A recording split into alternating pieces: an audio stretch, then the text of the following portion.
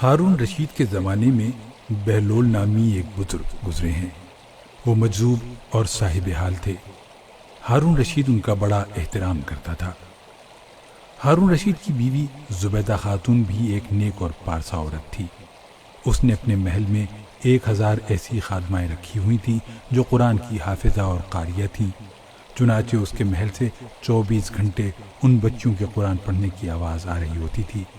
اس کا محل قرآن کا گلشن محسوس ہوتا تھا۔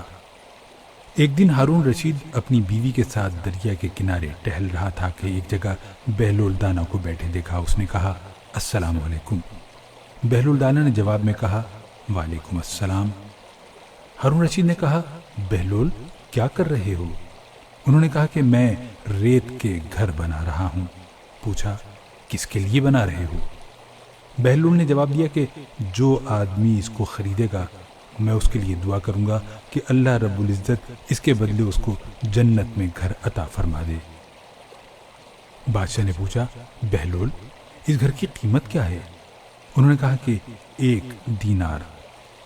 ہارون رشید نے سمجھا کہ یہ ایک دیوانے کی بڑھ ہے، لہذا وہ آگے چلا گیا۔ اس کے پیچھے زبیدہ خاتون آئیں۔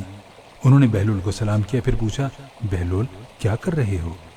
انہوں نے کہا کہ میں ریت کے گھر بنا رہا ہوں۔ اس نے پوچھا، کس کے لیے گھر بنا رہے ہو؟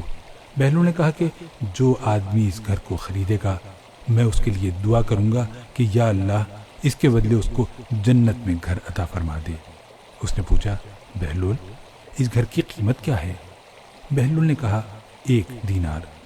زبیدہ خاتون نے 1 دینار نکال کر اس کو دے دیا اور کہا کہ میرے لیے دعا کر دینا۔ وہ دعا کروا کر چلی گئی۔ رات کو جب ہارون الرشید سویا تو اس نے خواب میں جنت کے مناظر دیکھے۔ آبشاریں، مرغزاریں اور پھل پھول دیکھنے کے علاوہ بڑے اونچے اونچے خوبصورت محلات بھی دیکھے۔ ایک سرخ یاقوت کے بنے ہوئے محل پر اس نے زبیدہ کا نام لکھا ہوا دیکھا۔ ہارون رشید نے سوچا کہ میں دیکھوں تو صحیح، کیونکہ یہ میری بیوی کا گھر ہے۔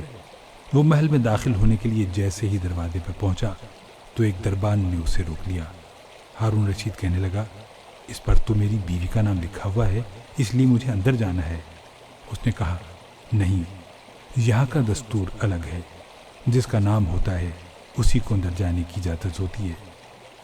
جس کا نام ہوتا ہے اسی کو اندر جانے کی اجازت ہوتی ہے، کسی اور کو اجازت نہیں ہوتی، لہذا آپ کو داخل ہونے کی اجازت نہیں ہے۔ جب دربان نے ہارون رشید کو پیچھے ہٹایا تو اس کی آنکھ کھل گئی۔ اسے بیدار ہونے پر فوراً خیال آیا کہ مجھے تو لگتا ہے کہ بہلول کی دعا زبیدہ کے حق میں اللہ رب العزت کے حق قبول ہو گئی۔ پھر اسے اپنے آپ پر افسوس ہوا کہ میں بھی اپنے لیے گھر خرید لیتا تو کتنا اچھا ہوتا۔ وہ ساری رات افسوس میں کروٹیں بدلتا رہا۔ صبح ہوئی تو اس نے دل میں سوچا کہ آج پھر میں ضرور دریا کے کنارے جاؤں گا۔ اگر آج مجھے بہلول ملے تو میں بھی ایک مکان ضرور خریدوں گا۔ چنانچہ وہ شام کو پھر بیوی کو لے کر چل پڑا۔ وہ بہلول کو تلاش کرتے ہوئے ادھر ادھر دیکھ رہا تھا۔ اس نے دیکھا کہ ایک جگہ بہلول بیٹھا اسی طرح کا مکان بنا رہا تھا۔ اس نے کہا، السلام علیکم۔ بہلول نے جواب میں کہا، وعلیکم السلام۔ ہارون رشید نے پوچھا، کیا کر رہے ہو؟ بہلول نے کہا، میں گھر بنا رہا ہوں۔ اس نے پوچھا، کس لیے؟ بہلول نے کہا، جو آدمی یہ گھر خریدے گا میں اس کے لیے دعا کروں گا کہ اللہ تعالیٰ اسے اس کے بدلے جنت میں گھر عطا کر دے۔ ہارون رشید نے پوچھا، بہلول اس کی قیمت کیا ہے؟